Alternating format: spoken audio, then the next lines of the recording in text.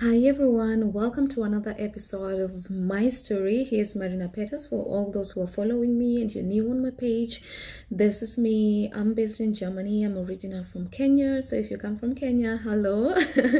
And yeah, welcome to this episode of my story. So the first part of my story, I actually told you how I came to Germany, what happened after that, and a few struggles that I went through in Studienkolleg. Today, I would like to tell you about my transition now from Studienkolleg to the university, how it was. I applied for 6 universities before I started studying, and I thank God I got admission in all of them, And as an immigrant, the first thing that you always think about before choosing a place to study is, am I going to get work where I'm going to? Because remember, you don't have your parents here. No one is going to pay for you your rent, your insurance and all that stuff. You have to do that for your own. So I thought I need to be in a big city. Why big city? Because in a big city I'm able to get a job quickly, and that was my thought. So I decided to choose Hamburg because Hamburg was beautiful and Hamburg is a big city, and I thought, okay, this is where now I'm gonna get a job and I'm going to start my life. And I went to Hamburg. That is where I studied health sciences, and I was working in nursing home at night with people with handicap, and it was really a nice experience, but also really challenging because I was working at night. And so you can imagine working at night, and then during the day you're in class. You're there, you're competing with German students who are maybe coming from home fresh, they slept well, and you're competing with this kind of people. So I come to class, I'm tired, my eyes are so dark and black and I look so weird, but still you have to be there. You gotta do what you have to do for you to succeed, because for me, I was not going for failure. I knew the path was hard, but I was going through it.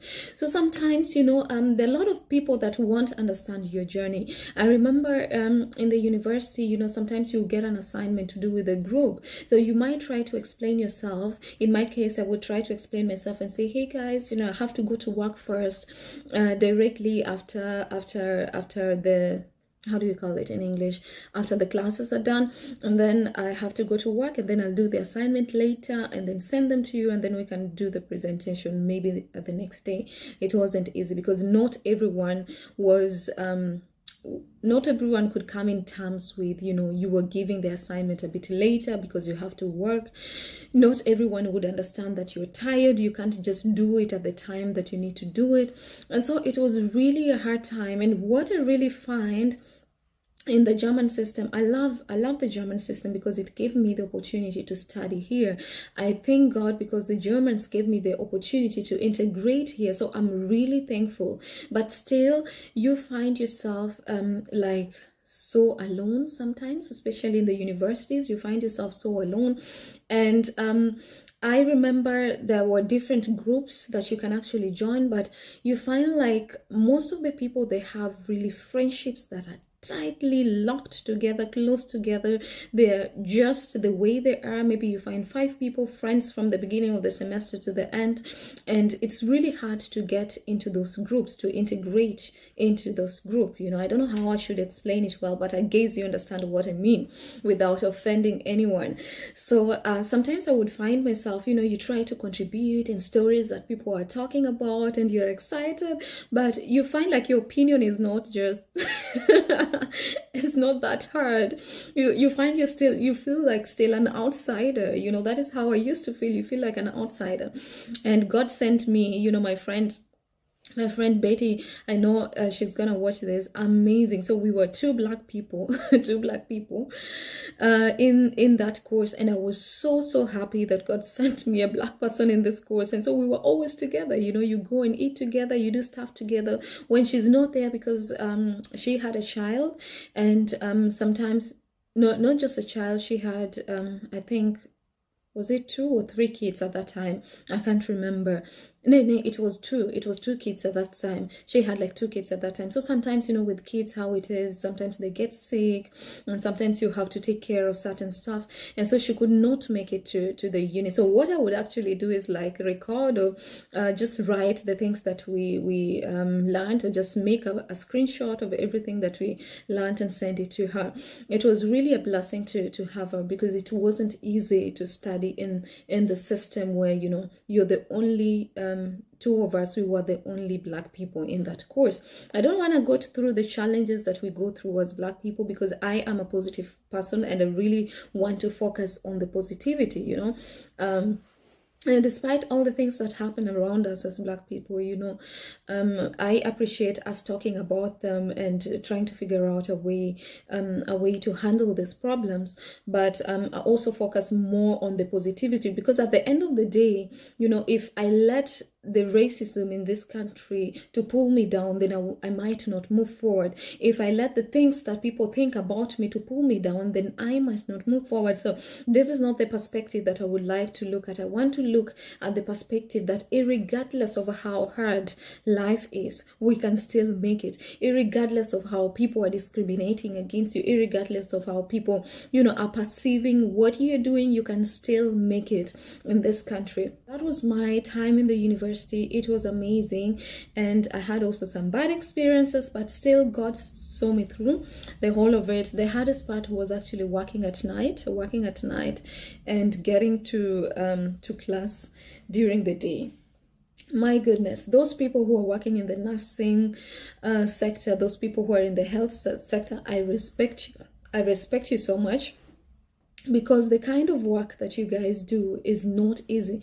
And I remember I used to pray every single day. I used to tell God, please, Lord, get me out of here. Give me a better job, I know there's so many people who have a calling to do nursing and all those kind of jobs, but it was draining me so much, because I wasn't showing it to the patients. I wasn't showing it to the people I was serving, but inwardly I was feeling like I'm dying slowly. I was having back aches. I wasn't getting enough sleep since it was night shift.